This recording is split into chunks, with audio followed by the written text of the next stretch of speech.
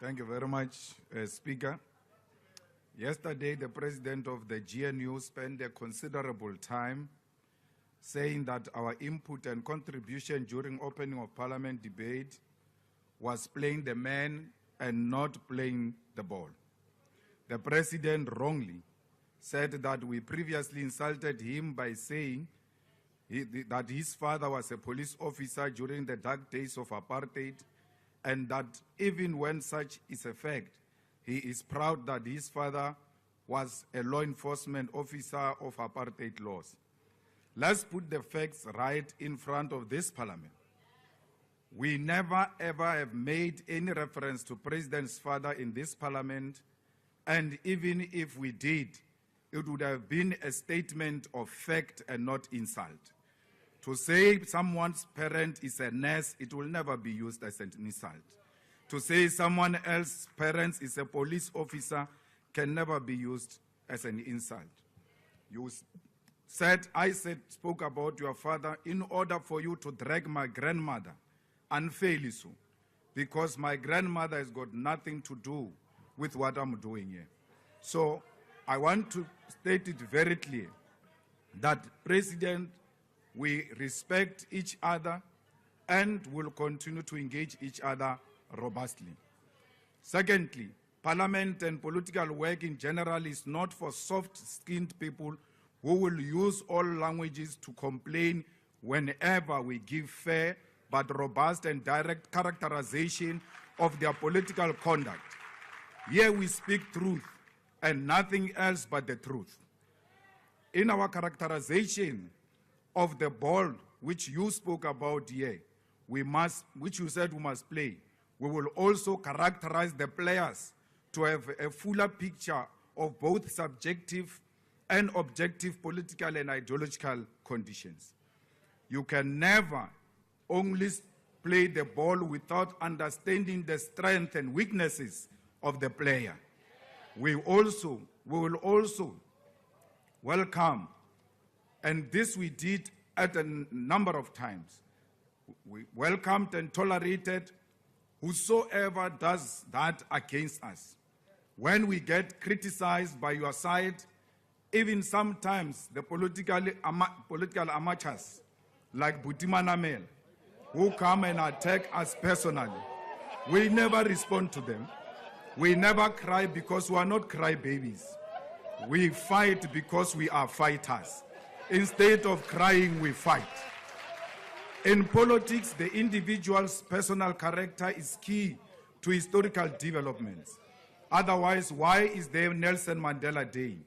The individual strength of Mandela is what we are drawn to reflect upon, learn from him as a leader, but more broadly as a human being. It is a fact that in light of the government of national unity, which originate from the white capitalist establishments, we needed to appreciate your own historical involvement with these white people. And a close attention to your personal political journey gives testament to the suspicion that this government was not actually created now. It came from long time ago because you were made a project long time ago. When we say you did not go to Robben Island when your peers went to Robben Island, how can that be an insult? When we say you wrote a letter and said they planted communist ideas in your head to the police, how can that be an insult? To tell the truth is the greatest respect we give to a sitting president. It is a constitutional requirement that you must be held accountable, scrutinized about the decisions you make. Please take your seat. There is a point of order. Honourable Dlakudi.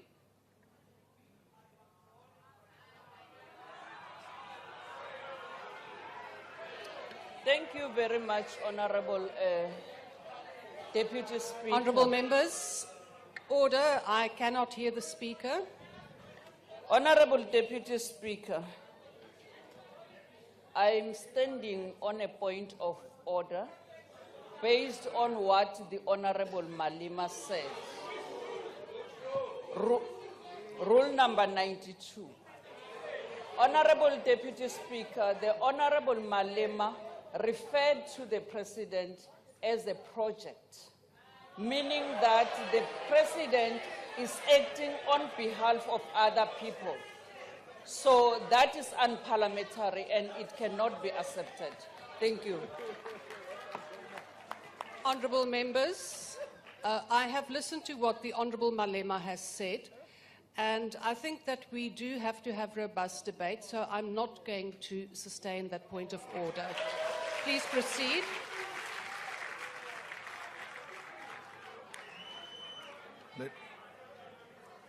To tell you the truth is the greatest respect we give to a sitting president. It is a constitutional requirement that you must be held accountable, scrutinized about the decisions you make. Thirdly, we have read and will never argue with you when you say we must read more books about NUM. Reading is a very nice thing to do. There are many books that we have read in relation to the formation of NUM. And we want to state very clear here that you read and called names of individuals who formed the NUM, which we say it was a project of the Oppenheimers. These individuals are all flourishing, with you being a billionaire, yet the mine workers' conditions continue to be worse. How do you form a union to go and save the workers, but the people who formed the union themselves are the ones who are succeeding, yet the mine workers are struggling? Mine workers in South Africa constitute to be the most exploited section of the working class in South Africa. Mine workers continue to be the most underpaid workers in South Africa compared the amount of wealth they extract from beneath our soil.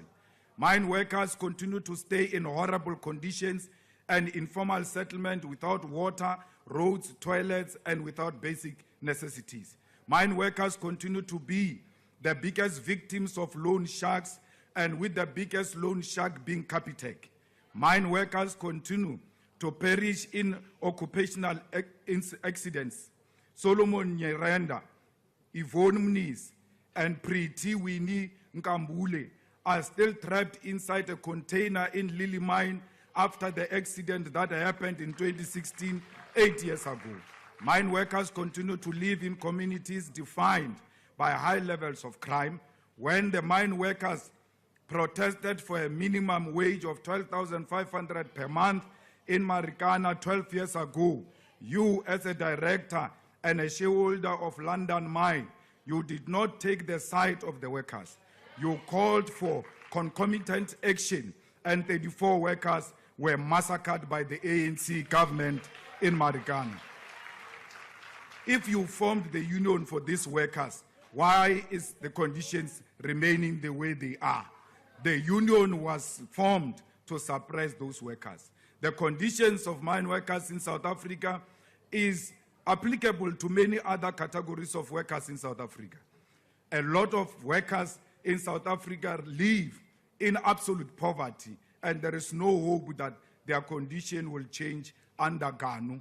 If the history and fiction that you tell about the NUM and mine workers is anything to believe, why are mine workers still trapped in the condition they find themselves in today? Mr. President, it is almost a year since you went to Hammanskraal in June 2023 to admit to the people that you failed them after 31 people died after the cholera outbreak. To this day, the people of Hammanskraal still do not have clean, drinkable water. How can the president go into a place and find a crisis, and when he comes out of that place, the crisis remains? It doesn't only remain, it becomes worse. President, you went to Alexander and promised people 1 million houses. When we remind you that you promised people 1 million houses, you are going to say it's an insult. It's not an insult. Ke nnete. Le tsamaile lo botsa batho maka ba Alexander la re le tla ba fa 1 million houses. le mamotlhale le ntlo e tia le shidi a sanga ya gagiwa after we ile kwa president wa botsa batho maka wa rutlo ba fa dintlo o tsamaile mo le minister Mkhunu la ya Giyane la fitla la botsa batho ba Giyane la re you are going to get water, and if you don't get water, action is going to be taken. What action? Minister Senzo Mkhunu is still a minister. If there was any action, it was supposed to be on him because the people of Giyane don't have water. Banu ba Giyane balaba mate, and you went to promise them water and you did not give them water. Here in Cape Town, you came here and established anti-gang unit. You said you are going to fight gangsterism here in Cape Town. After you left, the situation became even worse. Today, there are more police stations that are found here in the Western Cape, in Cape Town, which are involved in contact crimes. 4 out of 10 police stations in South Africa are found here, which are affected by drugs and gangsterism, which you said you formed a unit to deal with. You went to Mafike and called an imbizo and said the people must come and express themselves. Today, nothing has improved since you left Mafike. The people of Matlosana, Tswaing, Ratlo, Mafike, Madibe, and others do not have water, do not have dignified sanitation, and do not have roads, clinics, and clean parks. But because you make promises and fiction in your mind, these people are imagining their daily struggles.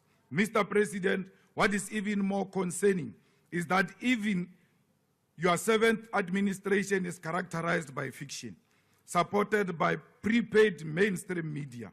You continue with promises that you do not follow up on. Just recently, you went to the people of Kariega in Nelson Mandela Bay Metropolitan Municipality and promised them temporary houses in 30 days after they suffered recent floods. These people are still waiting for houses. 30 days has gone and passed. Until we clarify the roles and intentions, we will never support this budget vote 1 on the presidency because it is a waste of government resources. A lot of money is being spent on useless things instead of redirecting those resources into the projects that are beneficial to the people of South Africa. We don't understand why did you take intelligence and put it in your office instead of going to take the water crisis project of Hammanskraal and make it a presidential responsibility and deliver water. Let that water crisis sit in the office of the president if you mean it.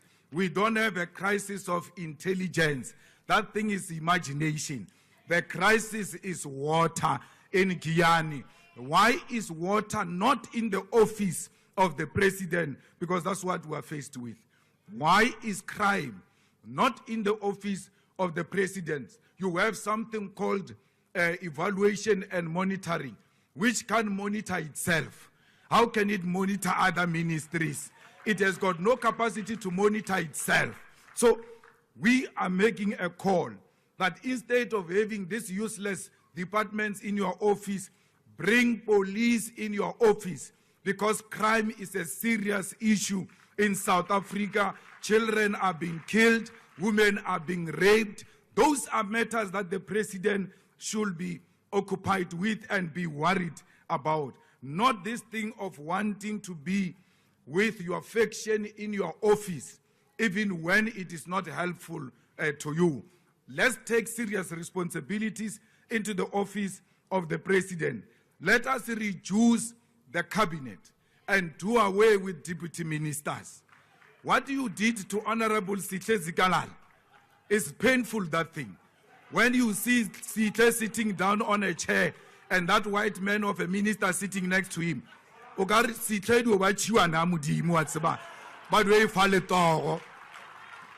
we Instead of just removing Sihle and closing that deputy ministry, you humiliate him in a manner you have done. Deputy ministers do not have a role to play. They are unnecessary. We put a lot of money in the offices of deputy ministers who are not even known by anyone.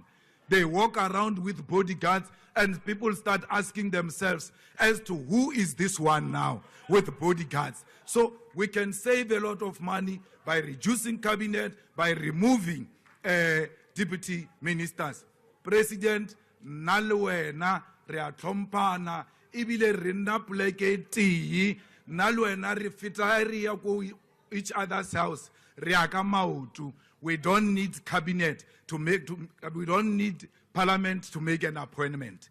When we want to see each other, we have done so before.